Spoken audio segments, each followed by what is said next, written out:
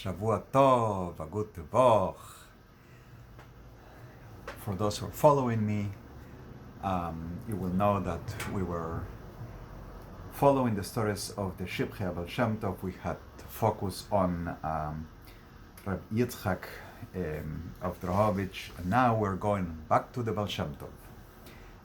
My name is Rafael, and I'm telling stories of the earliest source of Baal Shem Tov stories, the Shivchei haBaal Shem Tov. Story number 60 in the book is Baal Shem Tov Mata Shodim Shel Rab Baruch. Baal Shem Tov finds, here is how he finds him, the bulls or oxen of Rab Baruch. Now, the way we're going to describe this is essential to understanding a important part of the role of the Baal Shem Tov. And so, story number 60, Shamati me'arav de keilasenu. I heard from the Rav of our community. Who says this? The author of the book. Okay. She Rav Yona me'keilas kodesh Kamineki. Kamineki is a town called today Kamianka, or Kamineki in Polish. It's actually in central Ukraine, and in the rest of the text in Hebrew and Yiddish uses the Yiddish name Kaminke. Okay, so they heard from the Rav of the community that this Rav Yona of this community of Kaminke, the brother of Rav Baruch, sent his oxen or bulls to be sold in nearby towns at the beginning of the war of the price with the Yevonim. Now, I'm not going to translate literally Yevonim as Greeks. This is the Russia-Prussian War of 1754, which lasted for 9 years, until a year after the passing of the Baal Shem Tov. So what happened during that war? There is balagan, there is lack of authority, and a lot of things, irregular things and crime happens around. And we get the special effects just by filming in the heart of Crown Heights. So it was heard that the Yevonim, meaning the people from the Russian side, stole the oxen or the bulls of this Rav Yona. Rav Baruch was also sending his oxen, and he was afraid that they would also be stolen. At the time, Rav Yosef of Kaminke, third character of the city, was sent to the Baal Shem Tov to ask him for his bracha, and he found the Baal Shem Tov in the moment the Baal Shem Tov was washing his hands.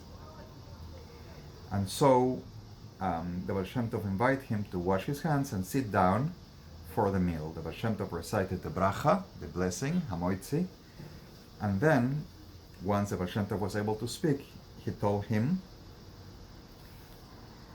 "Why didn't you ask me before you sent the oxen on the way, so that I would be the mashgiach, I would supervise them long distance in a spiritual way," paying attention to this detail. Then the Baal Shem Tov opened up a volume of the Zohar, and he looked intensely into the letters for 1 minute, and then he said, "I see that the oxen or bulls of Rab Baruch are alive and were not stolen." Here is the concept. Now we are hitting it, and the Baal Shem Tov is known by it. The concept is the Or Haganuz, the hidden light of creation. Rav Yosef of Kaminke asked the Baal Shem Tov, "Where in the Zohar do you see that? Where is it? You see that the bulls are..." The Shem Tov answered, "Our sages, Chazal of blessed memory, said there is a pasuk in the Torah, a verse in the Torah, Vayar Elokim et haor kitov. Hashem saw that the light was good.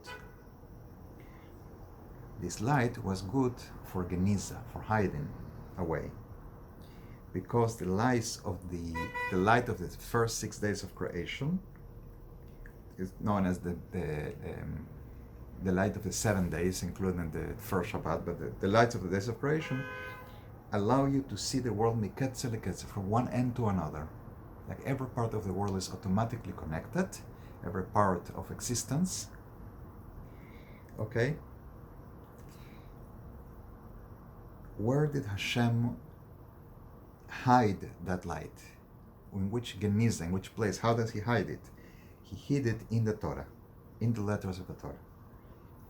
In the Gemara, it's explained that this light is visible to tzaddikim. Furthermore, the Gemara, the Talmud explains that this tzaddikim in the future, when the whole Jewish people reaches that madrega, that level of being tzaddikim, in the Messianic era, in the days of Mashiach, will be able to see the light that will shine in the night as it does in the day. Laila kayom yair. This hidden light will not longer be hidden, will be revealed.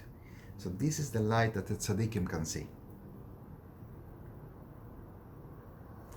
Whomever has the special schutz, special merit of finding this or haganuz, this hidden light in the Torah, can see the entire world, everything that happens everywhere, from one extreme to another.